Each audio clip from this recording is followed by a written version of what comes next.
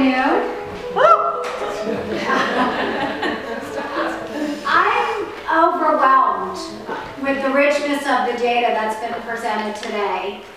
Every time I come to Ireland, I find that Safe Ireland is becoming more focused, more strategic, smarter than they have ever been. And I have tremendous admiration for the work that's been done here today and what we've heard from all the speakers.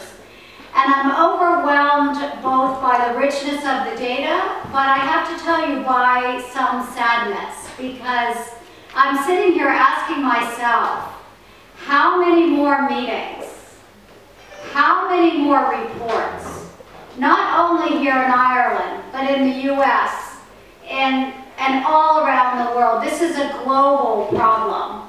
1 in 3 women around the world have been victims of domestic abuse, some form of domestic abuse. It's the most common crime that women experience around the globe. And yet here we are in the US, in Ireland. I was just in China, I was just in South Africa, and here we are. More meetings, more reports. When does this become the global emergency in the minds of our policymakers that it clearly is?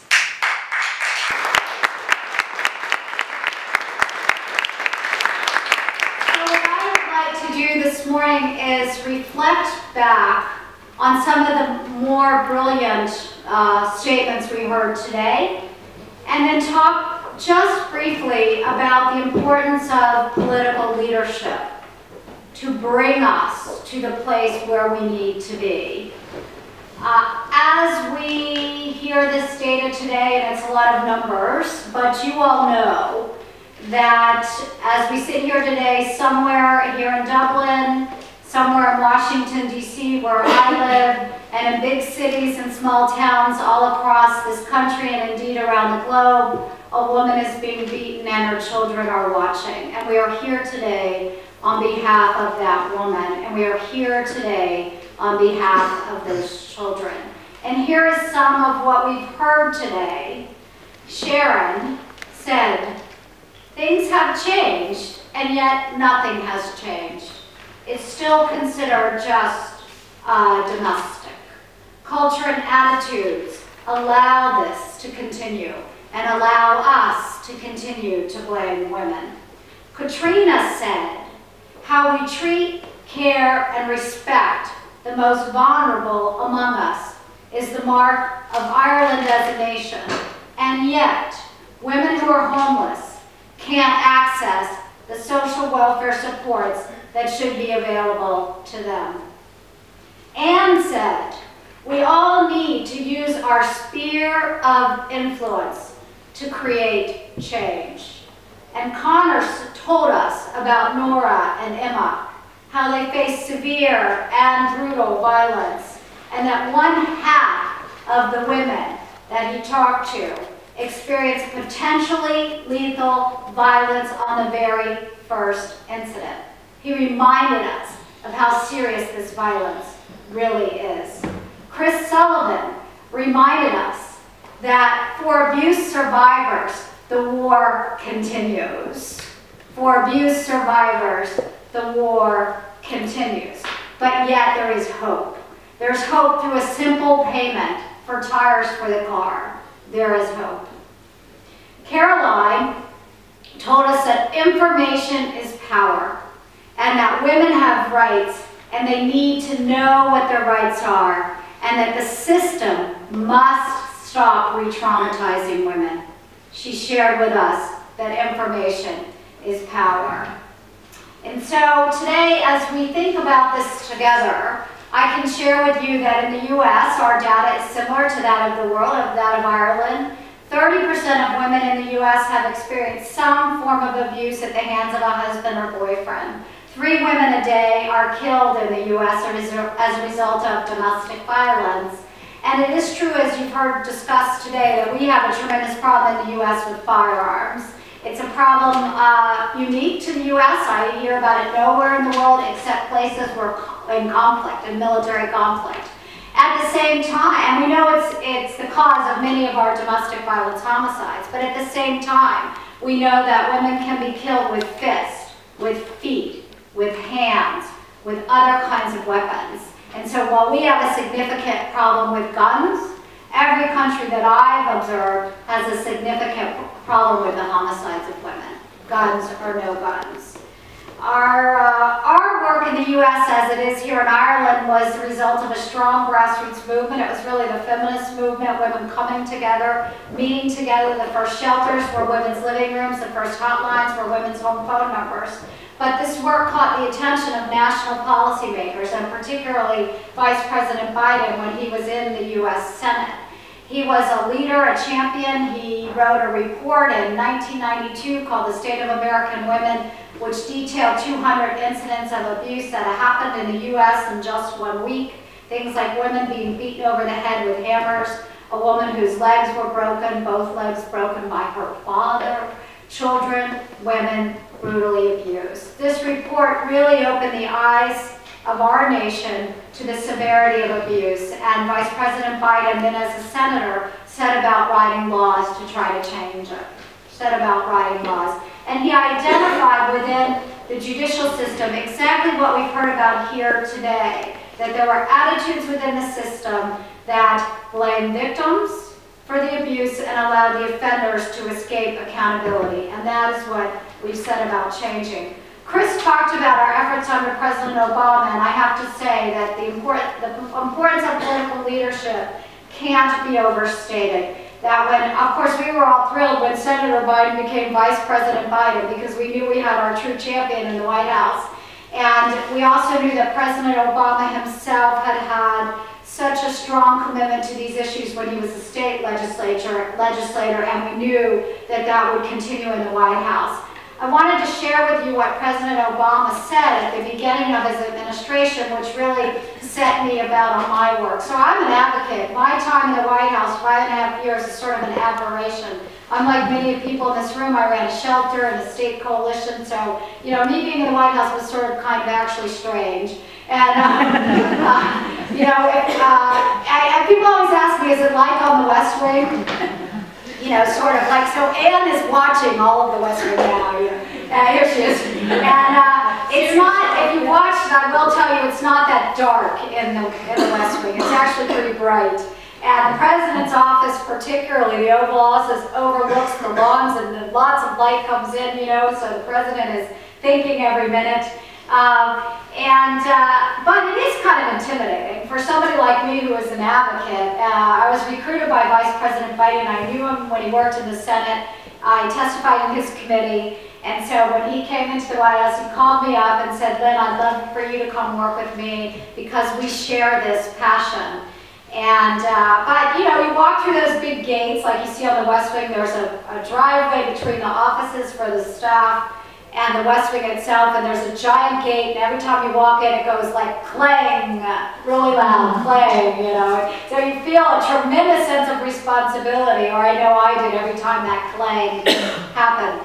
But when I would hear that clanging of the gates, what got me through was thinking of all the survivors I met with over many years. And I often felt like everybody, all the survivors and all the advocates, and everybody who cared about this issue was marching in the White House with me, so there wasn't only one person who was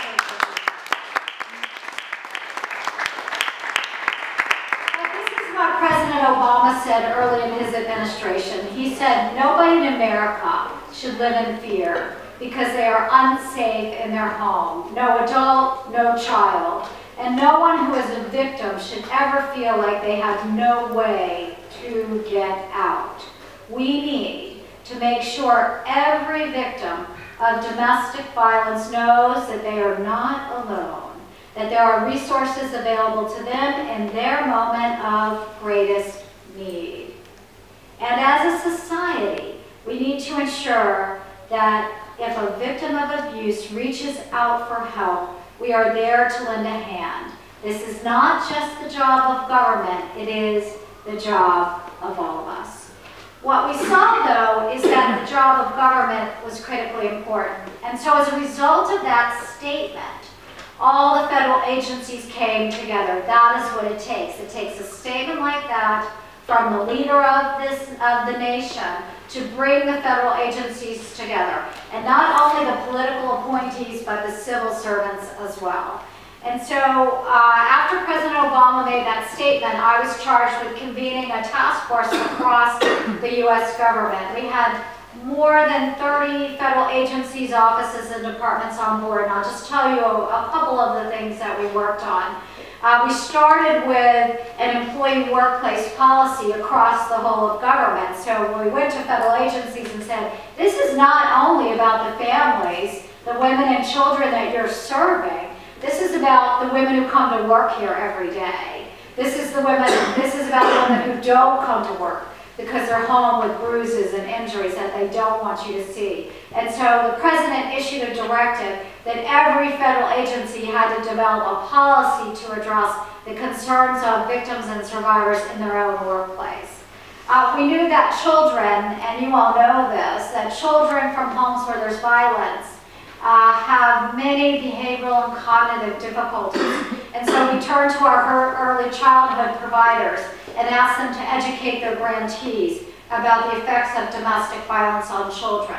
We knew that teens who were experiencing violent relationships were more likely to be failing students than those who were not. And so our Department of Education sent resources and information to every school district in the country, asking them to take up this issue of teens experiencing violence.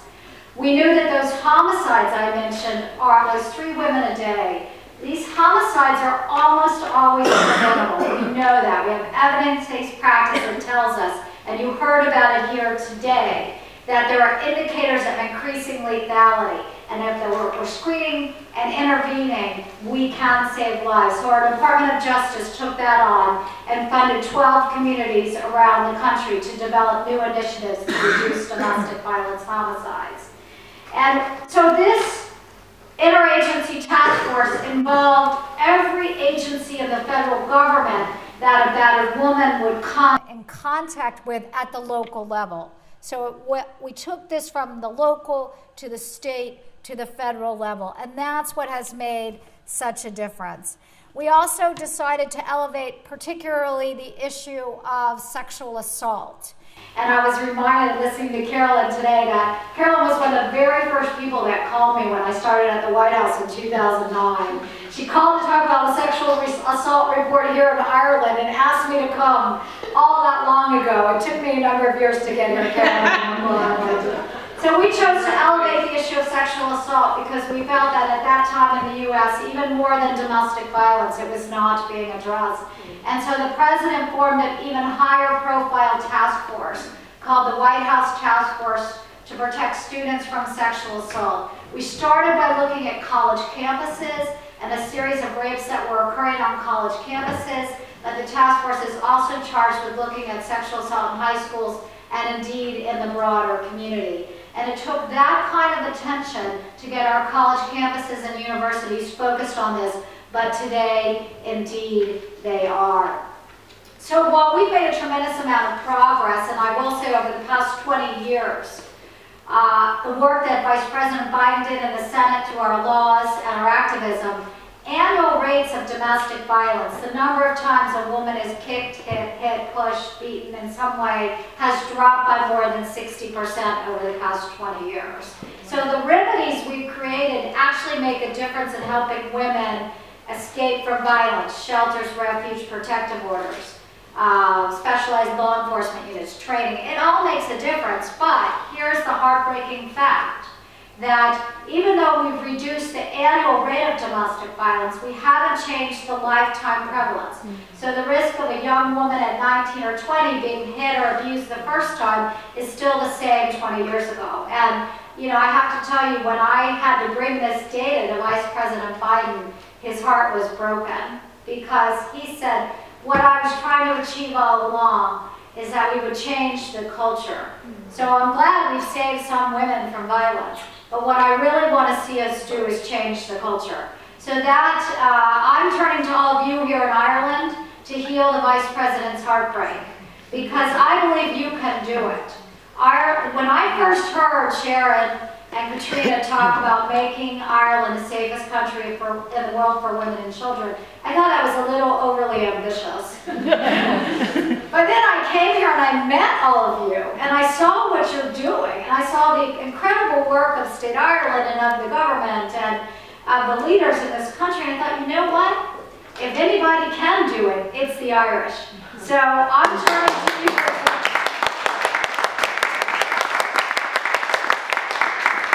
So I'm turning to you to lead the world in making Ireland the safest country in the world for women and children so that the rest of the world can follow. Thank you so much.